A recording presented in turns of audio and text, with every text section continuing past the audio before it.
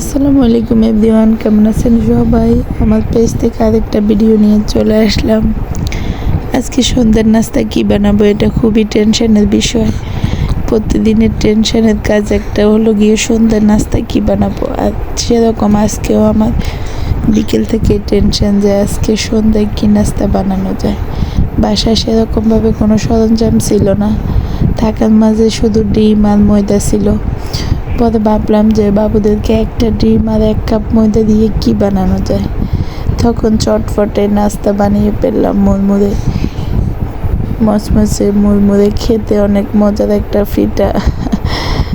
বাবুরা অনেক মজা করে খেলো, কারণ এই ফিটাটা বানানো যতটা সহজ, খেতে ঠিক ততটাই মজা ও মুচমুচে।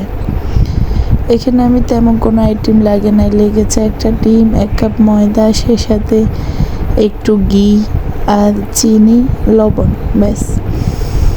এই পিঠাগুলো বানানো অনেক সহজ। আপনি বাসায় আপনার যেভাবে যেরকম কাটিং করা দিচ্ছে সেরকম কাটিং করে বানাতে পারবেন, এতে কোনো সমস্যা নেই। এটার জন্য আলাদাভাবে কাটিং কিংবা আলাদা কোনো প্রসেসিং কোনো কিছুরই প্রয়োজন নেই। আপনার ইচ্ছে মতোই আপনি ডিজাইন করে বানিয়ে নিতে পারবেন, কিংবা বাঁকা সোজা যেরকমই হোক, জাস্ট খেতে মজা। এটা অনেক মুচমুচে হয়।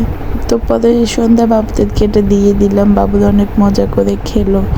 তখন বলল যে আম্মু, তুমি তো সকাল থেকে বলছিলে যে বাসায় তেমন কিছু নেই, তাহলে এখন কিভাবে এত মজার একটা নাস্তা বানালা? বললাম যে আমি অবশ্য পারি, তোমার আম্মু সব পারে। তখন ক্যাডেটটা এমনভাবে নিলাম যে বাবুরা ভাবলো যে অসম্ভবকে সম্ভব করতে পারে আমার আম্মু। আসলে সেরকম কিছুই না। বাচ্চাদেরকে একটু খুশি দেখা, তাদেরকে নিত্য নতুন খাওয়ানো, এটাই হয়তো মায়েদের কাজ। তাই মারা যত ইম্পর্টেন্ট ব্যস্ততা কিংবা কাজ থাকুক না কেন, উপস্থিত বুদ্ধিতে যে কোনো কিছুই তৈরি করে ফেলতে পারে, বাসায় যেতটুকু সরঞ্জামে থাকুক। তারপরে আর কি চা বসিয়ে দিলাম। চা হইতেছে, কারণ বাসার সবাই তো আর এইভাবে এই পিঠাগুলো খাবে না, কারণ বৃদ্ধ মানুষ আছে, তাদের দাঁত নাই। তারপরে মধ্যম বয়সের যারা আছে তারা চা প্রেমী, তাদের সবার জন্য চা বসিয়ে দিলাম। সাথে বিস্কিট ছিল, ফারুটি ছিল, এটা দিয়ে আজকের নাস্তা। ব্যাস, আজকে সন্ধ্যার নাস্তা করিয়ে ফেললাম আমরা এভাবেই। কারণ বাসায় যদি আপনার তেমন কোনো সরঞ্জাম না থাকে, উপস্থিত বুদ্ধি খাটিয়ে শর্টকাটে যে কোনো জিনিস তৈরি করে ফেলা যায় যদি থাকে বুদ্ধি, তাহলে সব কিছুই করা সহজ। কি বলেন?